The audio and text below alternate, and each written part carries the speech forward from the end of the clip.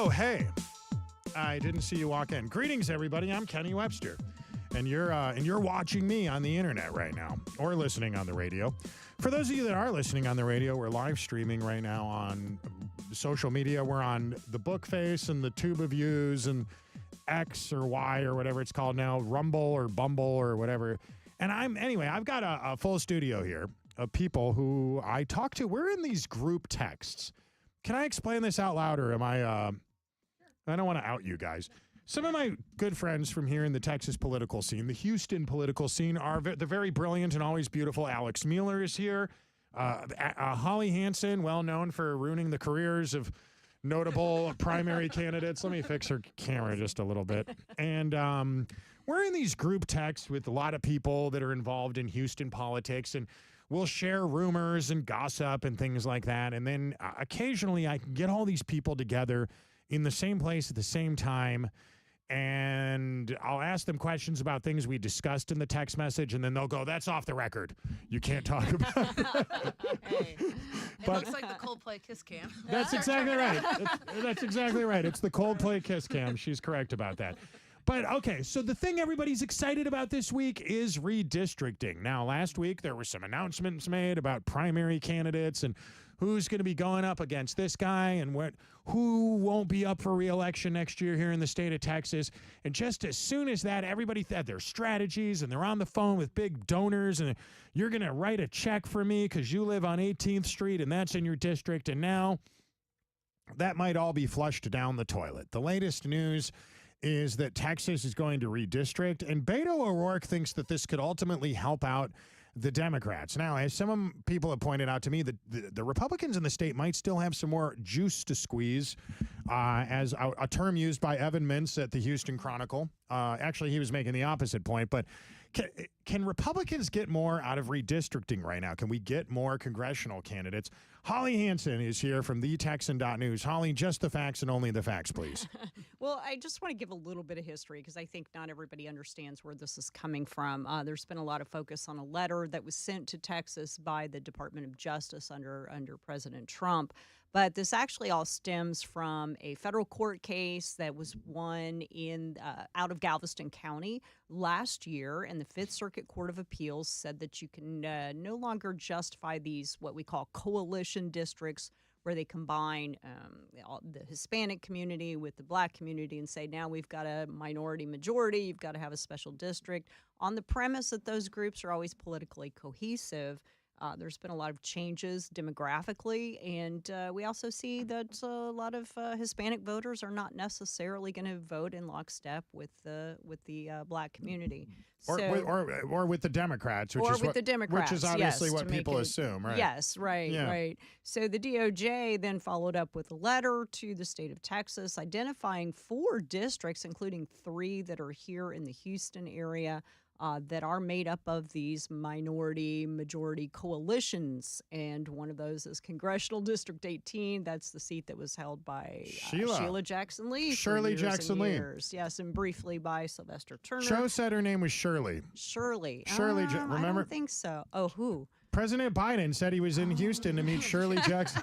And he said it's got to be right. And Lizzie Pinelli. I thought their names were Fletcher, and turns out we had that wrong. Yeah. Well, yeah. Okay. Well, we'll let that slide. But so the Republicans are looking at this. Governor Abbott has added this to the call, and there is a possibility that they could possibly create a couple of more seats that would lean a little more Republican.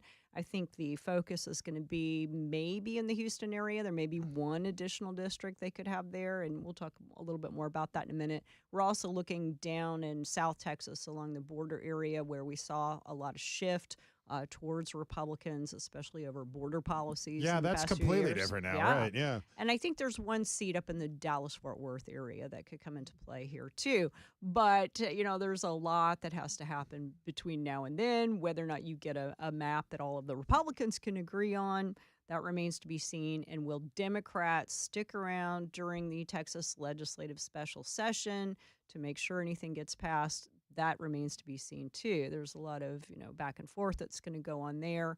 And they could try to break quorum We did see Democrats break quorum a few years ago. Okay, question about that. Haven't we changed the rules about breaking quorum? If We have. Now they have yes. to pay out of pocket. Exactly. And some people think that means it won't happen, but these are people that spend lots of money on political ads. I mean, if you think about paying that fee as sort of the same thing as buying TV ads or digital ads, publicity is very beneficial to them. Of course. But what you're talking about is a $500 per day fine for unexcused absences. I don't think they're allowed to pay that out of their campaign accounts. They have to pay it out of their own pocket. Their own pockets. Or their sugar daddy. Right. Well, we won't go there. But, and then to break quorum, they pretty much have to leave the state. So that poses, financial and logistical difficulties. And that would be to avoid being arrested. They could be arrested and brought to the House or Senate floor because they are breaking quorum. And there are carrots, right? So we just had this incredibly tragic flooding. There is real work that needs to be done in the session. So what we'll be looking at is the layering of different legislative issues. I'm hoping we get a lot of support for property tax relief. That's probably not as high with the Democrats considering what they've done to us in Harris County. But it's so one, should they try? Absolutely yes. Big, beautiful bill passed by one vote. And we have a chance to add several more seats. That's letting Trump deliver his America First agenda. If you look around the Houston area, pick a congressional seat, it was close to 70-30. Right. So you can be pretty solid, 20-point margin, carving those off. I do think one is about what you'd get from here. It's a little more difficult to add in. And so when you pull up, and we can send you the link, the redistricting committee, it's very heavy Harris County Democrats that are on that committee, and that's not an accident. Redistricting is interesting because it's one of those examples of how state politics affects federal politics. It's fascinating. And so you wonder, is there deals being made right now by people in the state legislature with people in national politics, even people out of state? Oh, I'm sure. Everybody's talking about this. We've seen attention from national Democrats. Hakeem Jeffries, the minority leader of the House, has already piped in on this and talked about it a little bit. Interestingly enough, one of the state representatives from the city of Houston area who was on the redistricting committee during the regular session is Representative Yolanda Jones, who is also running for Congressional District 18. So, she may want to be there to have input into how these districts are drawn. Of course, it's a little bit of a gamble for her because if she comes and shows up and votes for a map that a lot of Democrats find objectionable, that could be a problem for her in the primary. But there is some incentive for her to be there. If I'm not mistaken, Yolanda Jones had a fun moment in the last legislative session. I wonder if I could find this soundbite where they were discussing school choice, and she was very confused about how it worked. Do you guys remember this? I do. I think Mitch Little had to help clarify a few points I think it was actually whether or not public schools could have immunity from lawsuits was the bill. Is that the one you're thinking of? That's exactly what it was. Yeah, I didn't have the soundbite in front of me ahead of time, but okay, I think I just found it here. Okay, this is Yolanda Jones.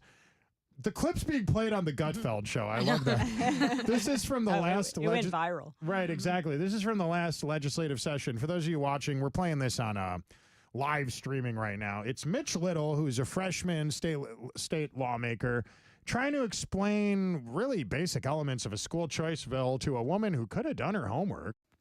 Mr. Little, may I ask why this bill doesn't extend to private schools that receive voucher money? Because they're not immune from suit. In fact, I've sued some of them.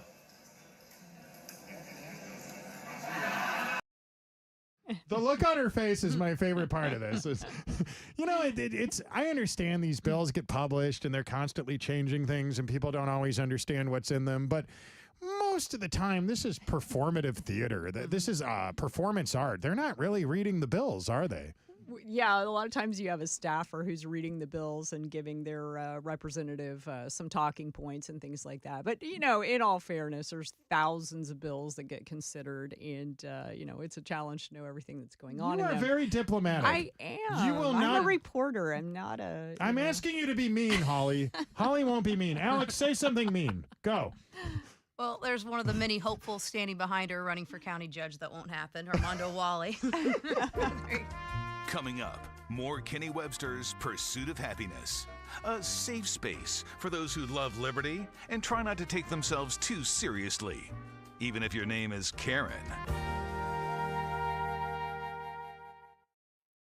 If you are hearing my voice right now, that means you're watching a live recording session of some radio segments that are going to air later this afternoon on KPRC AM 950. Just a quick reminder, you can always subscribe to the podcast about this and the morning show. I know right-wing talk radio shows and comedy shows get deplatformed a lot.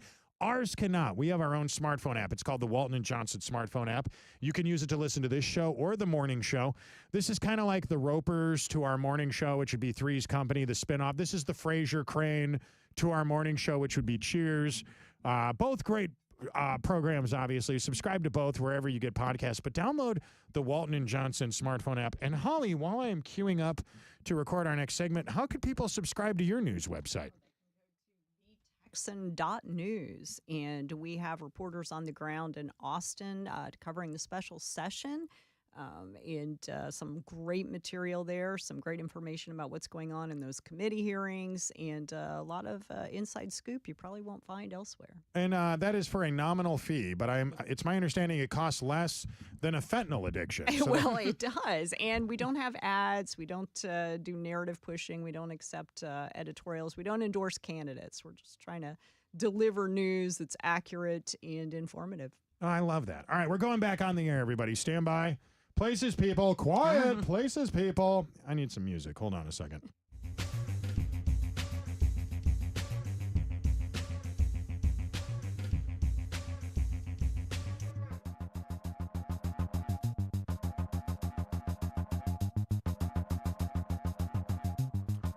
You know, I'm very gay for history. I am Liberace for history. I love this. On this day in 1899, Ernest Hemingway was born. He was a legend, and legend has it that he once wrote the 6-word story, For Sale, Baby Shoes, Never Worn. And now here's one that I wrote, For Sale, Marital Home, frickin' Coldplay, am I right? Hi, everybody, we're back. I am... I write some of these jokes on the toilet. I apologize in advance. I have guests in studio right now. The very brilliant Alex Mueller is here, the equally brilliant Holly Hansen. We've been talking about redistricting in the state of Texas, and one of the reasons why this is getting so much attention right now in the news, I'll put the headline up. Is that me? I should have put this phone on silent. That's my bad. I was about to get mad at one of you because there was a phone ringing. Hey, we're And I was like, innocent. hands up. No, you guys did nothing wrong. It was my bad. I'm going to put something up on the screen here. It was Beto O'Rourke who started saying that redistricting could actually help out the Democrats. The Republicans are not going to pass a bill. They're not going to redistrict if it's not going to help them, right?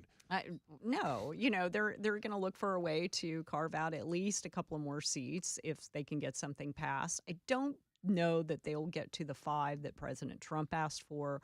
But there is some leeway there. Now, what he might be referring to is these threats from other states that they would also redistrict. One of the threats that we've heard is from Governor Newsom of California, who has said that he would redistrict. But there's a little problem there because Californians approved a constitutional amendment stating that they would only redistrict once a decade, and that being done with a so-called nonpartisan redistricting committee. I'd argue it's almost impossible to create a nonpartisan committee. It's just always ultimately partisan. So they'd have to amend their constitution, right? And like most things, the Democrats have already been more aggressive. Right. So that's kind of the bigger pieces. They're upset that Republicans are finally getting in the fight here.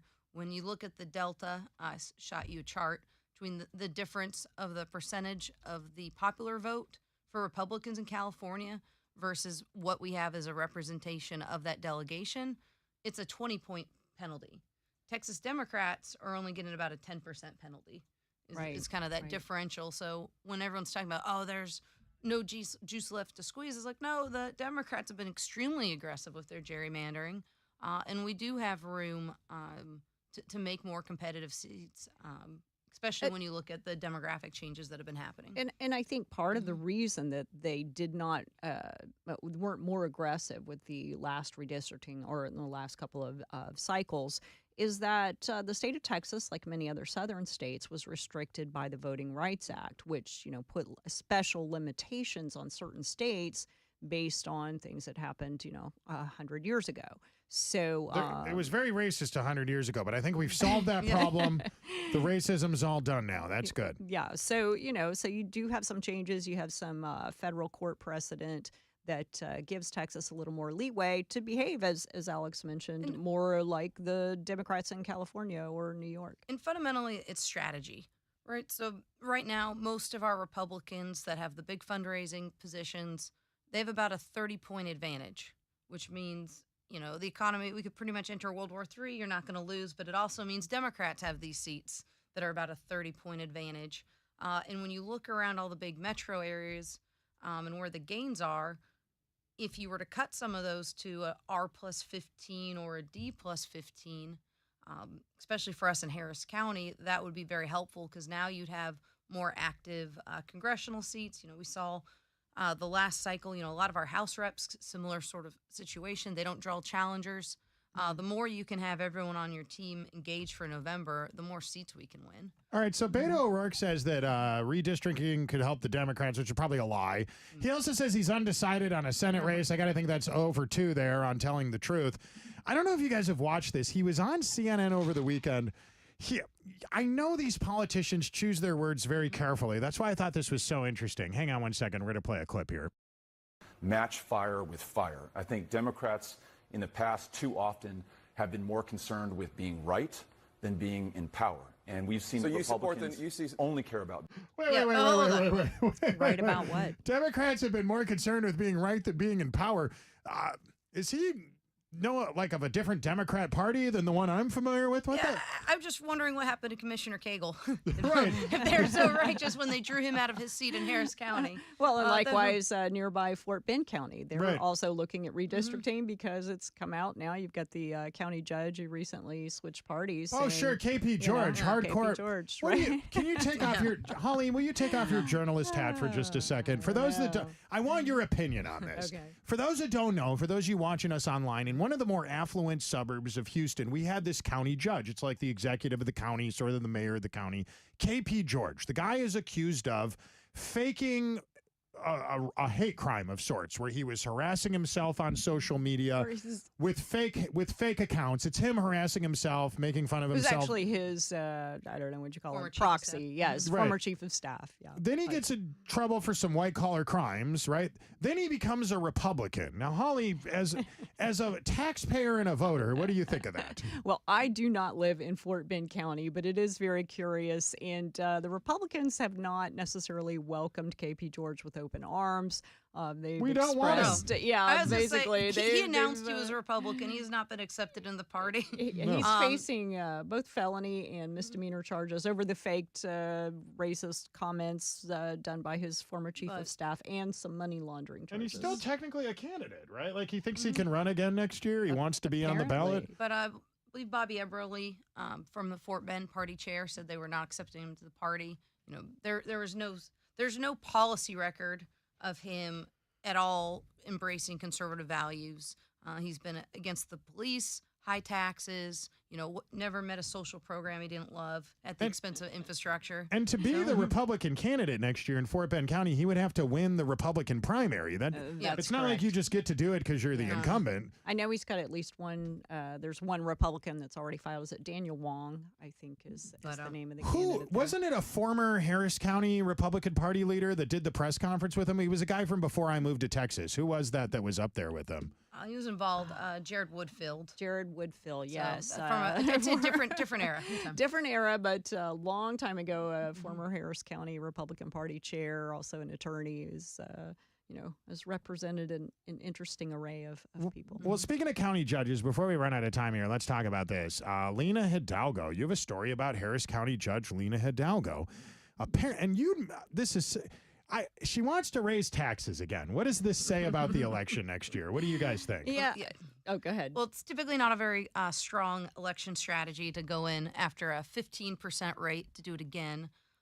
So that's where everyone's looking at campaign coffers. She hasn't been fundraising. In fact, the only money that's in her account is over $500,000 that taxpayers reimbursed her for her legal issues around potential bid rigging, which unfortunately that investigation was dropped. Yeah, why was that dropped? Does anybody know? Yeah, no. Look, I like Ken Paxton. I do not understand why did that get dropped? Yeah, that's curious. We didn't ever get a really solid answer out of the Attorney General's office on that. That investigation and prosecution was turned over by the previous district attorney in Harris County, and then all of a sudden dropped earlier this year when it was returned to Harris County, along with some other bid rigging related charges of another county official. So a lot of questions about that. We really don't know what happened there. And there, again, I am in the wrong line of work. You could just steal $11 million and you don't get in any trouble for it. But you know what? Let's talk a little bit about this tax proposal, because this is interesting, and this is something we've been kind of warning about. Harris County somebody ran a campaign saying they're going to have to raise taxes to pay for all of this money. So Harris County got close to $1 billion in federal COVID relief funds over the past few years, and they started a lot of these new social programs. One of which is free daycare for children. It serves about 1,000 children for very low income families. A lot of critics have pointed out that it's overlap with, for example, Harris County Department of Education and Early Head Start and these kinds of things. But those federal funds expire. And so the County Judge Lena Hidalgo wants to increase taxes to continue that program.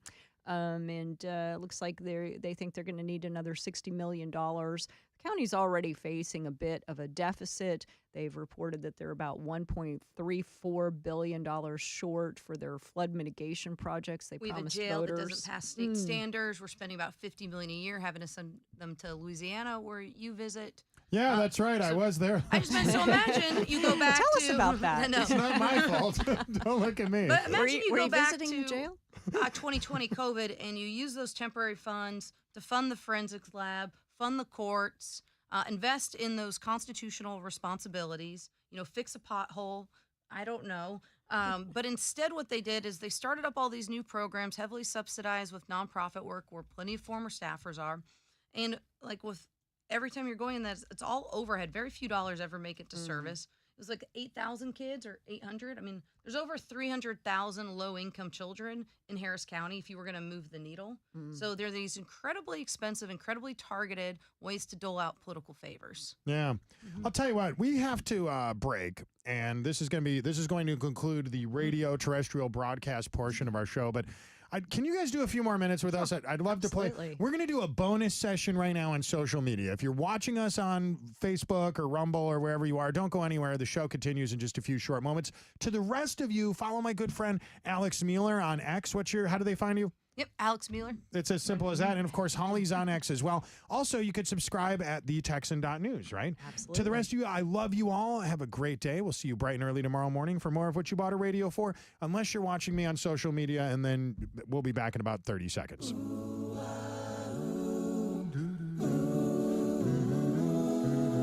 You are listening to the Pursuit of Happiness Radio.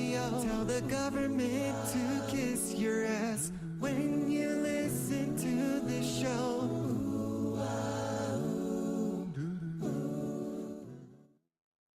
All right, let's talk about mics are back on, everybody. Watch the filthy language. I wouldn't. Holly, we're watching you very closely. I have First, that problem. can we get this? I want to play this Lena Hidalgo clip real quick, and then we'll move on to what happened on Joe Rogan over the weekend. Alex, can you explain why this clip is interesting for everybody?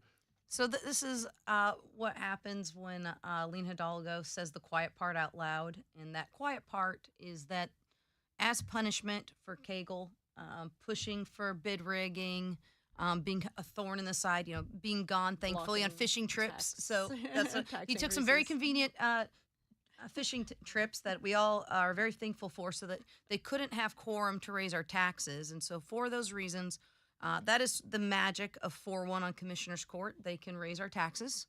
Yeah. When we had Cagle in Ramsey, they could keep that rate hostage in a good way. And so there was this whole very aggressive redistricting, disenfranchised, I think, like 1 million voters, where they had to wait almost 6 years for their vote. I mean, it is far beyond anything being contemplated in Texas. And all of that to say, Lena doesn't have a lot of friends, even with progressives. So this little clip here is her lashing out at Briones for not being a better vote when they redistricted her a seat. I'll also say this, for those of you that don't live in Texas and you don't understand who Cagle is or anything, Lena Hidalgo is surprisingly probably the most powerful elected official in the Democrat Party in the state of Texas. She's in charge of the third biggest county in the country, the biggest county in Texas. They redistrict we're talking about redistricting the state right now for congressional seats. They redistrict the Harris County, and of course, would be the 25th state just on scale. Right. So how big of an area? This is not an insequential huge. landmass. Third largest in the nation. Yeah. And they really screwed over the Republicans when they did it. Anyway, here's Lena. I really thought that redistricting to bring another I thought modernist person would bring change, and instead we're doing the exact same thing as before, which is splitting things up by precinct and just giving things to our buddies, and that just is not right. Okay. It's not. She's very angry about this, Alex. Nope. So like I said, with Lena, I guess to pivot towards redistricting, as you can imagine, there's no one making eye contact with her in the clip. They don't like her. Nobody can stand her. Unfortunately, those people work very hard to get her into office. And so I don't, you kind of sow what you reap. But the latest Democrat rumor is that Lena is getting ready to run for Sylvia Garcia's seat. That's what I heard as Congressional. well. Yep. Just to clarify, that is a congressional seat. Yep. And, the rumor is, by the way, this is just a rumor, we don't know, is that Sylvia Garcia is having health problems. Now, I don't know if that's true, but the person that told me that I'm not going to reveal my sources, was also the person that told me that Sheila Jackson Lee was very sick. That person ended up dying of cancer. Told me Sylvester Turner was very sick. He ended up dying of cancer. And now that same person has told me Sylvia Garcia has some health issues. And one thing to Sylvia Garcia's credit, I would say she is very active in the area. She's not been. And Lena Hidalgo, who is constantly MIA, started showing up. I didn't even know she knew where Harris County was. She's been attending events in Sylvia's district, which that is quite a red flag outlier. Which I think if she runs, she's not going to be the only one who would run. There are some other Democrats who probably have a lot more, I wouldn't say prowess, but have some name recognition, well known in the community, who would also be looking at that race. So it would be a Democrat primary fight for sure. All right, before we get out of here, let's talk about Joe Rogan for a minute. I've always liked Joe. I think Joe is I liked him when he was a liberal Democrat. He's a good comedian. I could put politics aside for a minute. I get why the podcast is popular. When it's not political at all, it's very good. Yep, I mean, absolutely. when he's interviewing scientists and other comedians, Theo Vaughn or whoever you happen to be into. Over the weekend, he had this guy as a guest. For those that do not know who this gentleman is, this is, how do you pronounce his last name? Tallarico. Tallarico. The guy is a liberal, he's a progressive state representative from the state of Texas. Not even a federal lawmaker. He's a state lawmaker. He's just the angry rep. Anytime there's a press conference, I just think of him like the shaking, the outraged rep. So I just mean he's very much on the progressive. Right. Not really aligned on anything that would be considered kind of those core common sense issues. What's kind of interesting about him, though, is that he he's Christian, and he I believe is in seminary, wants to be a pastor. I'm not sure which denomination, but he often invokes Christian theology to support some very progressive left of center causes. The Unitarian Church does this too. I was in Boston with the Walton and Johnson show and a bunch of our listeners last fall. And we drove past a Unitarian church, and I remember the tour guy was like, "This is the oldest Christian church in Boston." And I'm on the tour with him. I was like, "It's a Unitarian church, right?" He's like, "Yeah, Christian." It's like, that's not at all the same. No. That's like saying that the Jews are the Scientologists. It doesn't, no, it's two totally different groups. But yeah, I don't know. I was under the impression James was a pastor, and I don't know. I don't attend his church. He's in seminary. Okay. Yeah. I'm not sure, but well, anyway, I could be wrong. Well, anyway, we all agree he's very masculine. He's definitely not gay, not that there's anything wrong with that. And here he is making the argument. And by the way, one of the reasons we're playing this clip is Joe Rogan wants this guy to run for president now. I don't know. Joe is maybe regretting joining the right. I have no idea. But anyway, we'll just play a little bit of this. This is an argument about why abortion is what Jesus would have wanted. So I get suspicious when anybody, whether it's a televangelist or a politician, tells me that something is central to my faith when Jesus never talks about it. Mm-hmm. To me, that should, I think, ring alarm bells as to what is the agenda here. What is someone trying to get across? And I think if we're looking at the last 40, 50 years, the religious right has made a concerted effort to make homosexuality and abortion the two biggest issues for Christians. And, the Southern Baptist Convention was pro-choice until the late 1970s. So this idea that to be a Christian means you have to be anti-gay and anti-abortion, there really is no historical, theological, biblical basis for that opinion. Well, hold on a minute. Now, who do you think knows more about this? This kid or the Pope? Well, and you didn't get to this part of the clip, but what's really interesting is Should I play more of it? Or? It's pretty long. Yeah, It's a 2-hour podcast. But you can just explain it. I think what struck a lot of people is that he basically, and I'm going to paraphrase his argument, right? His argument is that, well, in the Annunciation of Mary, the mother of Jesus, she gave consent, and therefore someone has to give consent for a pregnancy, and somehow if they're not able to get an abortion, they haven't actually given consent to the pregnancy, and therefore, ergo, it's justified, which I think a lot of people found very offensive.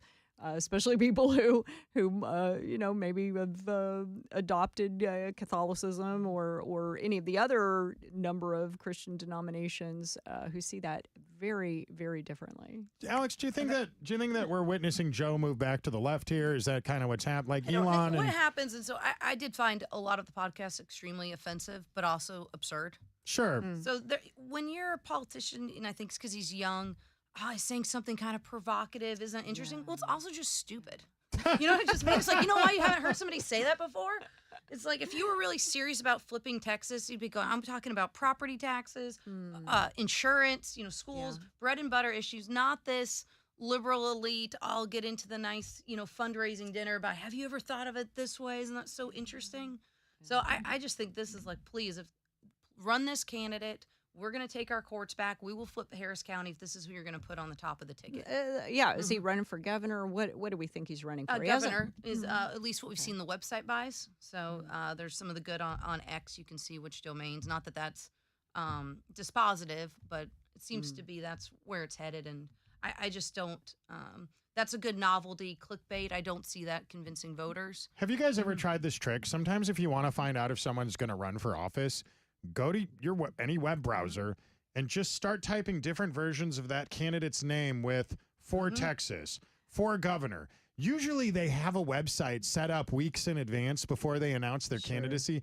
We've caught people doing this before. Right. And sometimes they'll register with multiple accounts, right, saying governor, senate, any number of positions that they're considering. Do you remember Dwight Boykins? We found Dwight Boykins for mayor. That's right. Like days before he announced his. Poor Dwight. Whatever happened to Dwight Boykins? Heard from him in a long time. Isn't it interesting how people were so involved right up until they lose an election and then they just disappear? It's like they never cared.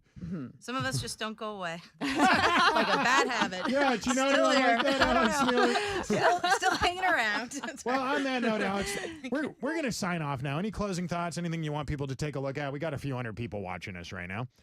No, I think we're just gearing up for election season. A lot of good momentum, and I think special session is critically important to be following. Obviously, redistricting, we'll see if they show up in a couple weeks, but property tax relief, very much hoping for that, and some much needed reform with flood control. Holly, you got anything? Yeah, I have to just echo what Alex said, especially special session. That's where we're going to really be focused over the next 30 days, looking at whether or not they get redistricting done. But there's a number of other things on the call. I don't know what they'll get to, but flood mitigation, especially, coming out of those horrible July 4th floods. But, there's also some hope locally that they'll take a look at what's happening here in Harris County and why we don't have those flood mitigation projects completed. I love it. All right, my name's Kenny Webster, and our next event is going to be, I want to say August 9th. We're going to be in Denham Springs with Jesse Payton. We got a stand-up comedy show coming up. In the meantime, you can keep up with everything we're doing. Download the Walton & Johnson smartphone app. Subscribe to Kenny Webster's Pursuit of Happiness on iHeartRadio, Spotify, wherever you guys get podcasts. I love you all. We'll see you guys tomorrow. Have a great day. Thanks for watching.